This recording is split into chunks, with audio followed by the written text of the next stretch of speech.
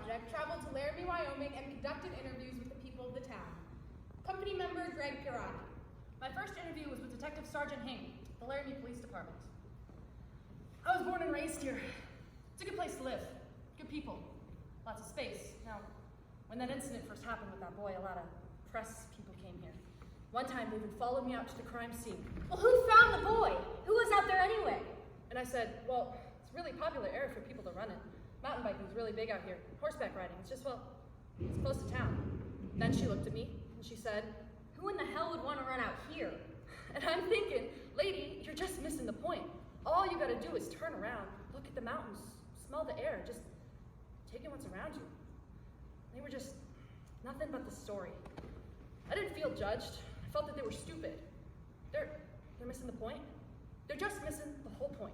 It's hard to talk about Laramie now, to tell you what Laramie is, for us. Jedediah Schultz. If you would have asked me before, I would have told you Laramie's a beautiful town, secluded enough that you can have your own identity. A town with a strong sense of community. Everyone knows everyone. A town with a personality that most larger cities are stripped of. Now, after Matthew, I would say that Laramie is a town defined by an accident, a crime. We've become Waco. We've become Jasper. We're a noun, a definition, a sign. I met today with two longtime Laramie residents, Allison Mears and Marge Murray, two social service workers who taught me a thing or two. Well, what Laramie was like when Marge was growing up. Well, it was mostly rural. Yeah, it was. I enjoyed it, you know. My kids all had horses.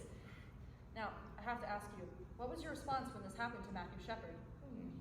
Well, I've been close enough to the case, so many of the people. I have a daughter that's on the sheriff's department. As far as the gay issue, I don't give a damn one way or the other as long as they don't bother me. And even if they did, I just say no thank you. And that's the attitude of most of the Laramie population. Most of them would just say, I don't swing that way, and whistle on about their business. Laramie is live and let live.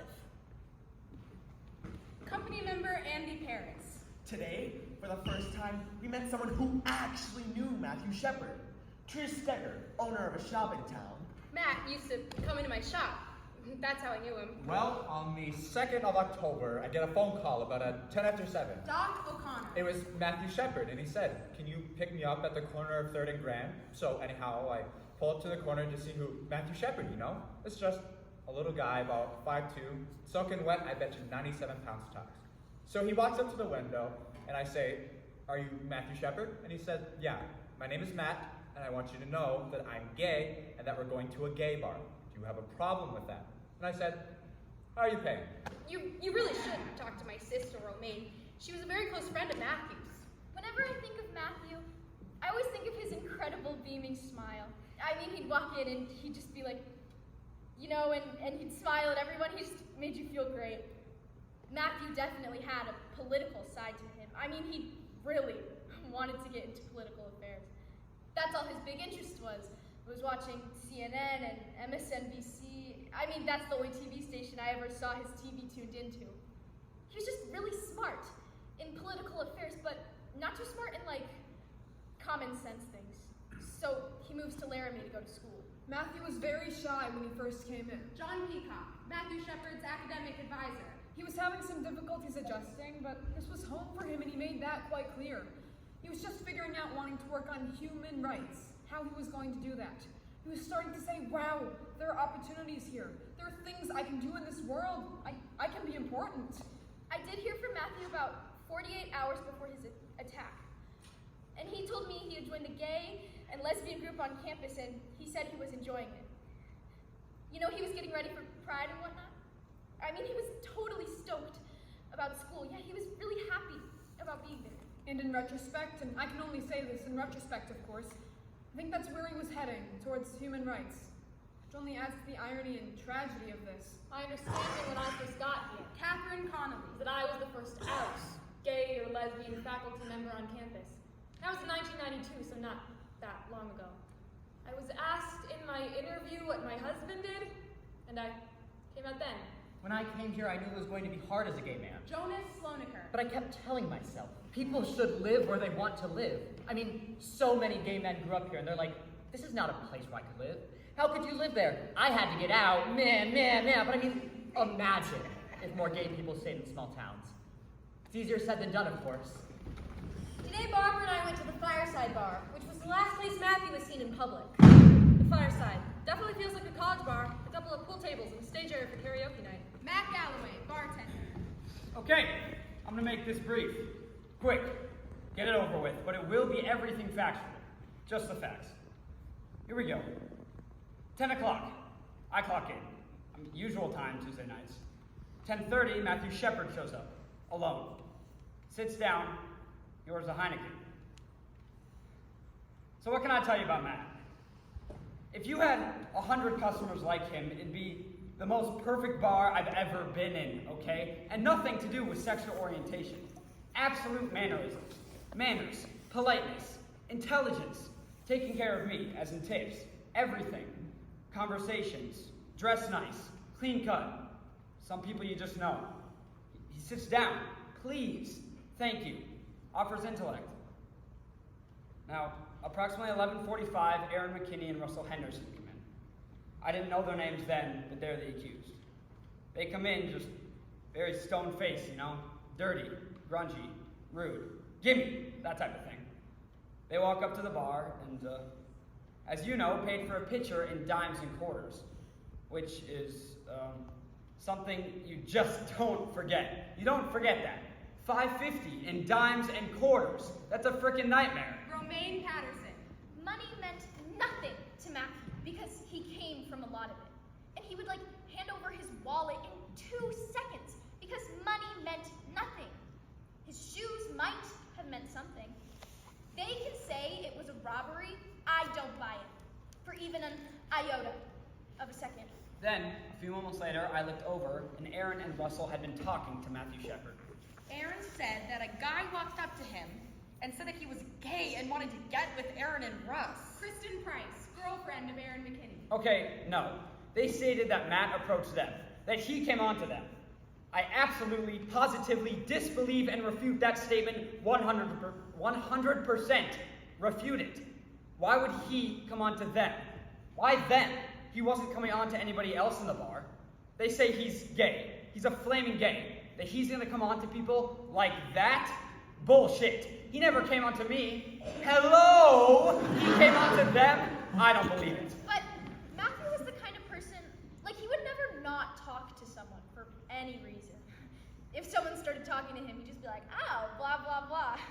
He never had any problem just striking up a conversation with anybody. So, the only thing is, and this is what I'm testifying to, because, I'm also basically the key eyewitness in this case. Basically what I'm testifying is that I saw Matthew leave. I saw 2 individuals leave with Matthew. I didn't see their faces, but I saw the back of their heads. At the same time, McKinney and Henderson were no longer around. You do the math. A friend of Aaron McKinney. Oh, I've known Aaron a long time. Aaron was a good kid. I liked Aaron a lot. That's why I was shocked when I heard this. I know he was living out far at his trailer houses when he told me, with his girl. They just started dating last summer.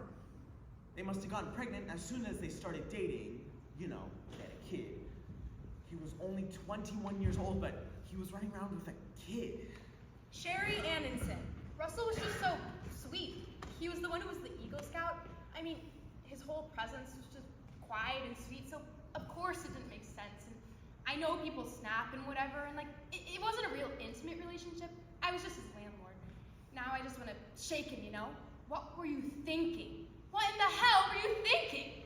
So I went up to the top of Cactus Canyon. Aaron Kreefels. And I'm not super familiar with that area, so on my way back down, I was just sort of picking the way to go, which now, it just makes me think that God wanted me to find him because there is no way that I was going to go that way. And there was this rock on the ground, and I just drilled it. I went over the handlebars and ended up on the ground. So I got up and was just kind of dusting myself off, and I was looking around and I noticed something, which ended up to be Matt, and he was just lying there by a fence, and I just thought it was a scarecrow. I thought it was a Halloween gag, and I got closer to him and I noticed his hair. Well, when I saw hair, I knew it was a human being, so I ran to the nearest house and just ran as fast as I could and called the police. I responded to the call. Officer Reggie Flutie. I seen what appeared to be a young man. 13, 14 years old, because he was so tiny, lying on his back, and he was tied to the bottom end of the pole. The gentleman lying on his back, Matthew Shepard, he was covered in dry blood all over his head. There was dry blood underneath him, and he was barely breathing. I was gonna breathe for him, but I couldn't get his mouth open. His mouth wouldn't open for me. The only place he didn't have any blood on him, on his face, was what appeared to be where he had been crying down his face. His head was distorted, you know? It did not look normal. It looked as though he had a really harsh head wound. I was working in the emergency room the night Matthew Shepard was brought in. I don't think that any of us can remember seeing a patient in that condition for a long time. You expect it. You expect this kind of injuries to come from a car going down a hill at 80 miles an hour. You expect to see gross injuries from something like that, this horrendous, terrible thing. But you don't expect that from someone doing this to another person. The ambulance report said it was a beating, so we knew. There's nothing I could do. I mean, if there was anything that I could have done to help him, I would have done it, but there was nothing. And I was yelling at the top of my lungs at him, trying to get something out of him, like, hey, wake up, hello? But he didn't move, he didn't flinch, he didn't anything. He was tied to the fence. His shoes were missing. He was tied extremely tight, so I used my boot knife and tried to slip it in between the rope and his wrist. I had to be extremely careful not to harm Matthew any further. Now, the strange thing is, 20 minutes before Matthew came in, Aaron McKinney was brought in by his girlfriend. Now, I guess he had gotten into a fight later on that night back in town. So I'm working on Aaron, and the ambulance comes in with Matthew. Now, at this point, I don't know that there's a connection at all. So I tell Aaron to wait, and I go and treat Matthew. So there's Aaron in one room of the ER, and Matthew in another room 2 doors down. Now, as soon as we saw Matthew, it was very obvious that his care was beyond our capabilities. Called the neurosurgeon at Pood Valley, and he was on the road in an hour and 15 minutes, I think. They showed me a picture. Days later, I saw a picture of Matthew. I would have never recognized him. Then, 2 days later, I found out the connection, and I was very struck. They were 2 kids. They were both my patients, and they were 2 kids. I took care of both of them, of both their bodies, and for a brief moment, I wondered if this is how God feels when he looks down at us. How we're all his kids, our bodies, our souls. And I felt a great deal of compassion for both of them. Our focus today turns to Laramie, Wyoming, and the Albany County Courthouse, where Aaron James McKinney and Russell Arthur Henderson are being charged for the brutal beating of Matthew Shepard, a gay University of Wyoming student. Has anybody told you about the arraignment? There are probably about 100 people from town and just as many news media by that point. A lot more of the details had come out. The fact that the perpetrators were kids themselves, local kids that everyone who's from around here has some relationship to. When everyone was really, I think, waiting on pins and needles for what would happen was when the perpetrators walked in. And what happened? They walked in their complete orange jumpsuits and shackles. You could have heard a pin drop. It was incredibly solemn. The essential facts are that the defendants, Aaron James McKinney and Russell Arthur Henderson, met Matthew Shepard at the Fireside Bar. And after Mr. Shepard confided he was gay, the subjects deceived Mr. Shepard into leaving with them in their vehicle to a remote area. Upon arrival at said area, both subjects tied their victim to a buck fence, robbed him, tortured him, and beat him. I don't think there was a single person who was left in that courtroom who wasn't crying by the end of it. I mean, it lasted 5 minutes, but it kept on getting more and more horrific, ending with said defendants left the victim begging for his life. Laramie, Wyoming, often called the Gem City of the Aaron Prairie. McKinney and his friend Russell Henderson. As a gay college student, they People hospitalized. would like to think that what happened to Matthew was an exception to the rule, but it was an extreme version of what happens in our schools on a daily basis. It's tough business, as Matt Shepard knew, to be gay in cowboy country. Tiffany Edwards, local reporter. These people are predators. Like, this one journalist actually caught one of the judges in the bathroom at the urinal and was like asking him questions. And the judge was like, "Excuse me, can I please have my privacy?" And the journalist was like offended that he asked for privacy. Bill McKinney, father of one of the accused,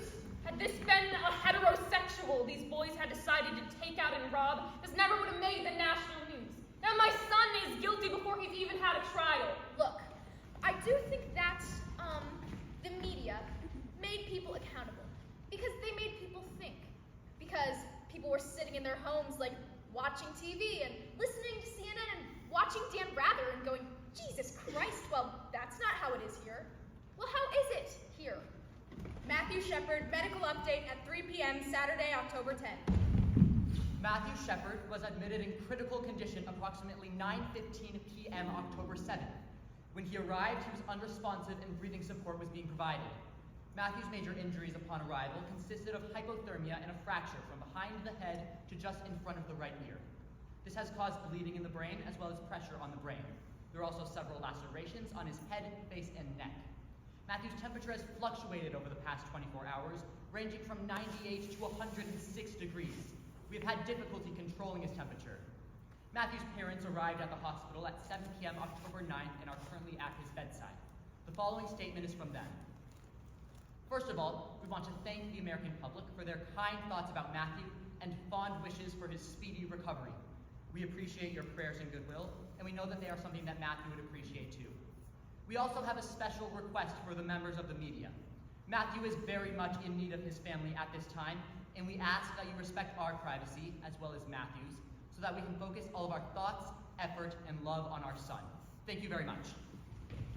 Both Aaron McKinney and Russell Henderson pled not guilty to charges. On our next trip, we spoke with the chief investigating officer on the case, Detective Rob DeBree of the Albany County Sheriff's Department. I guess the thing that bothered me the most was seeing him, touching him. As a homicide detective, you look at bodies. This poor boy was fighting all his life, trying to make it.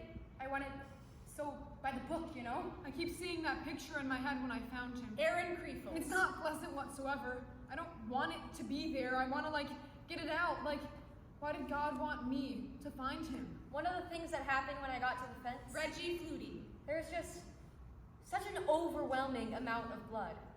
And we tried to wear protective gloves, but they kept breaking, and finally you just ran out of gloves. So you think, don't hesitate. You know that's what your mind always tells you, don't hesitate. So you just keep moving, and you try to help Matthew and find an airway. It's what you do, you know? The thing I wasn't telling you before is that Reggie is my daughter. Marge Murray. And when she first told me she wanted to be a police officer, well, I thought there was not a better choice for her. She could handle anything that came her way. Probably a day and a half later, I got a call from the hospital, and they said Matthew had HIV. And they said, you've been exposed, and it's been a bad exposure. Would you like to talk about losing sleep? So I said to the doctor, okay, what do I do? And they said, get up here. So I got up there, and we started ATZ drugs immediately. Now they told me that's a medication that if it's administered 36 hours after you've been infected, it can maybe stop you getting the disease. That is a mean, nasty medicine. I lost 10 pounds and a lot of my hair. Yeah. And quite frankly, I wanted to lash out at somebody, not at Matthew. Please understand that not one of us was mad at Matthew, but we maybe wanted to squeeze McKinney's head off. And I think about Henderson.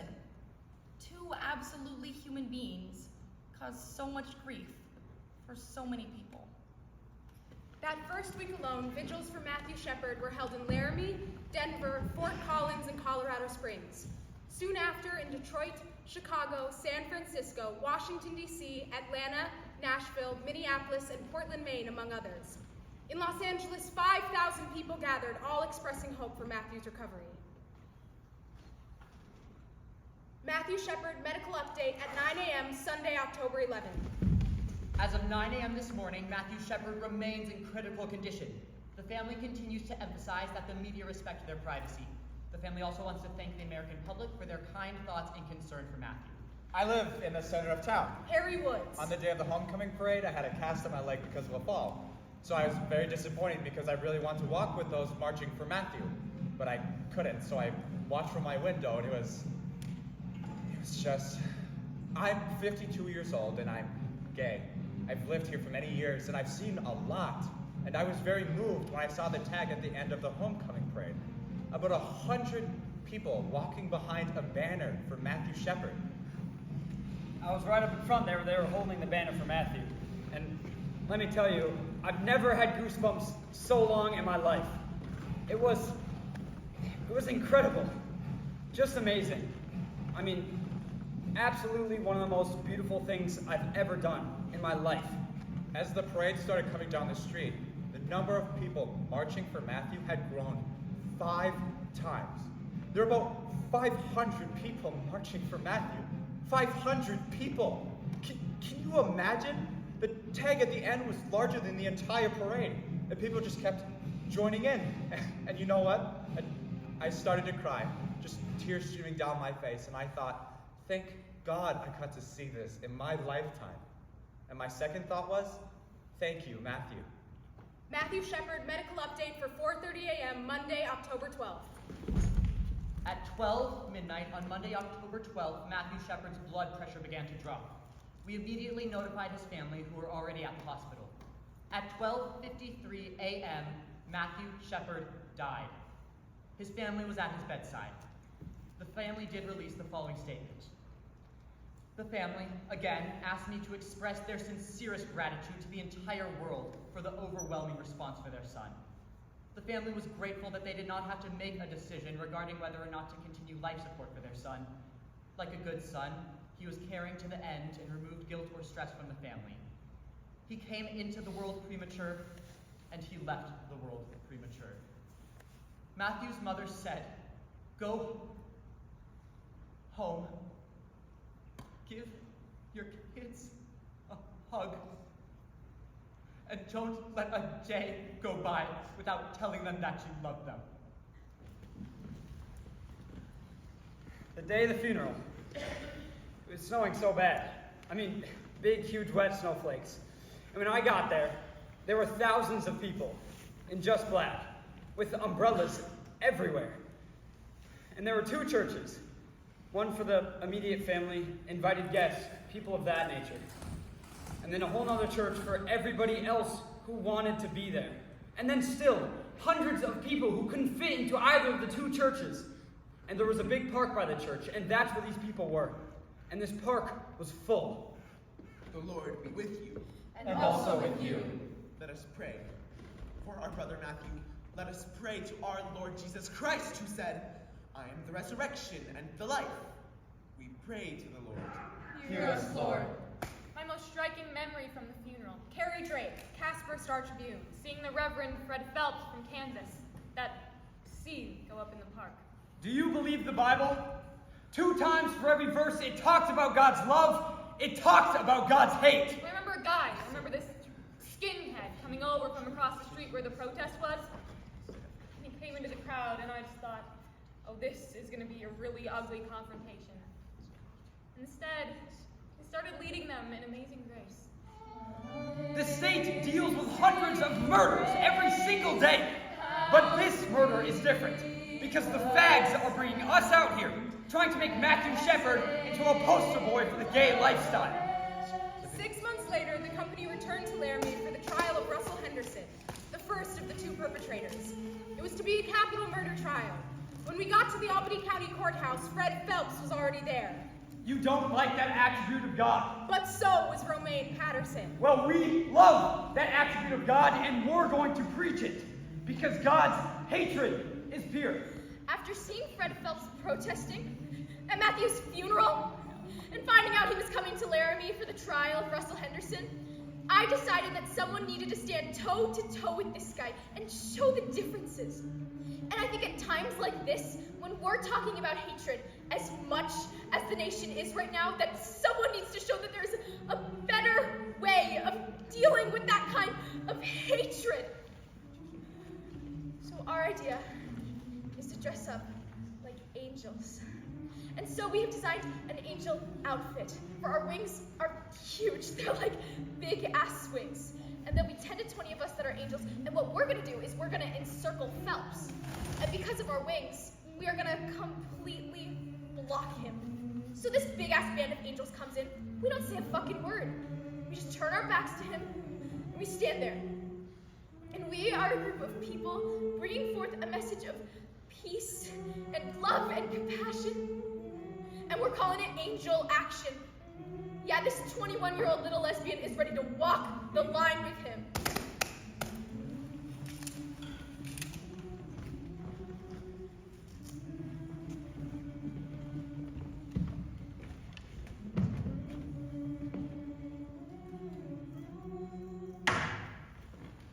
entered a not guilty plea earlier, Mr. Henderson, but I understand you wish to change your plea today. Is that correct? Yes, sir.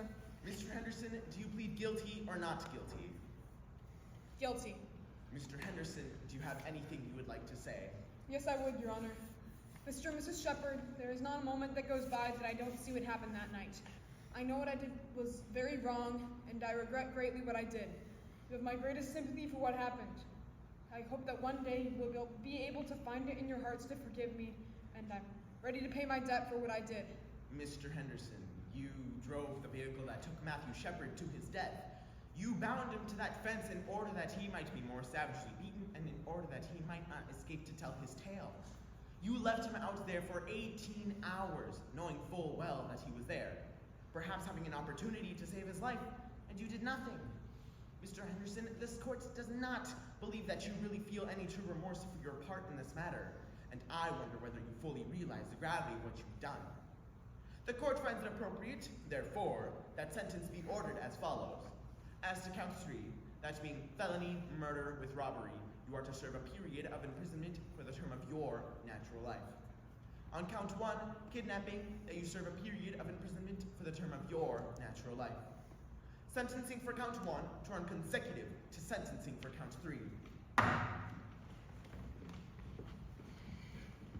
Well, you're tested every 3 months. Reggie Flutie. And I was able to have the DNA test done. It was a week and a half later, I knew I was negative for good. Well, I'll tell you, we were all on our knees saying Hail Marys. You were just so elated. You know, and you think, thank God. So what's the first thing she does? I stuck my tongue right in my husband's mouth. Reggie, they don't need to know that. Oh, get over it, Mom. All rise! State of Wyoming versus Aaron James McKinney. During the trial of Aaron McKinney, the prosecution played a taped recording of his confession. Okay, how did you meet him? We wanted to ride home. And I just thought, well, the dude's drunk, let's just take him home. When did you and Russ talk about jacking him up? Kind of talked about it at the bar. Okay, what happened next? We drove him out past Walmart. We got over there, and he started grabbing my leg and grabbing my genitals, and I'm like, look, I'm not a fucking faggot! Touch me again and you're gonna get it. I don't know what the hell he was trying to do, but I beat him up pretty bad. I think I killed him. Did he ever try to defend himself against you or hit you back? Well, yeah, he was getting the shit kicked out of him. What did he say? After he asked me to stop, most all he was doing was screaming. So Russ kind of dragged him over the fence, I'm assuming, and tied him up? Something like that. I just remember Russ was laughing at first, but then he got pretty scared. So, obviously you don't like gay people. No, I don't. Did he threaten you? The gay dude? Yeah. Not really. Now I'll never see my son again. You'll probably go to court sometime today. Is he gonna die for sure? There is no doubt that Mr. Shepard is going to die. So what are they gonna give me? Like 25 to life or the death penalty and get it over with? That's not our job. That's the job of the judge and the jury. Aaron McKinney was found guilty of felony murder, which meant the jury could give him the death penalty. That evening, Judy and Dennis Shepard were approached by McKinney's defense team who pled for their client's life. The prosecution indicated they would defer to the family's wishes as to whether or not to pursue the death penalty. The following morning, Dennis Shepard made a statement to the court. Here is some of what he said. My son Matthew did not look like a winner. He was rather uncoordinated, wore braces from the age of 13 until the day he died. However, in his all too brief life, he proved that he was a winner. On October 6th, 1998, my son tried to show the world that he could win again. On October 12th, 1998, my firstborn son and my hero lost. On October 12th, 1998, my firstborn son and my hero died 50 days before his 22nd birthday. I keep wondering the same thing that I did when I first saw him in the hospital. What would he have become? How could he have changed his piece of the world to make it better? Matt officially died in a hospital in Fort Collins, Colorado. He actually died on the outskirts of Laramie, tied to a fence! You, Mr. McKinney, with your friend, Mr. Henderson, left him out there by himself. He wasn't alone. He had his lifelong friends with him, friends that he had grown up with. First, he had the beautiful night sky and the same stars and moon that we used to see through a telescope. Then he had the daylight and the sun to shine on him. And through it all, he was breathing in the scent of pine trees from the snowy range. He heard the wind, the ever-present Wyoming wind, for the last time. Matt's beating, hospitalization, and funeral focused worldwide attention on hate. Good is coming out of evil. People are saying, enough is enough. I miss my son, but I am proud to be able to say that he is my son. I would like nothing better than to see you die, Mr. McKinney. However, this is the time to begin the healing process. To show mercy to someone who refused to show any mercy. Mr. McKinney, I grant you life, as hard as it is for me to do so because of Matthew. Every day when you wake up in your prison cell, remember that you had the opportunity and the ability to stop your actions that night. You robbed me of something very precious, and I will never forgive you for that. Mr. McKinney, I give you life in the memory of one who no longer lives. May you live a long life. May you thank Matthew every day for it.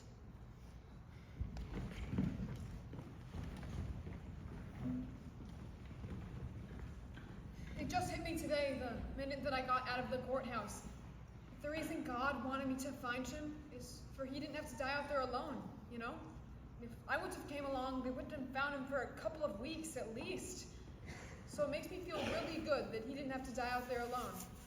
I've been out to the site in my limousine, okay? And I remember the night he and I drove around together. He said to me, Laramie sparkles, doesn't it? And where he was up there, if you sit exactly where he was up there, Laramie sparkles with a low-lying cloud. It's the blue lights bouncing off the clouds from the airport, and it just goes right over the whole city. I mean, it just blows you away. Matt was right there in that spot, and I could just picture in his eyes, I could just picture what he was seeing. The last thing he saw on this earth was the sparkling lights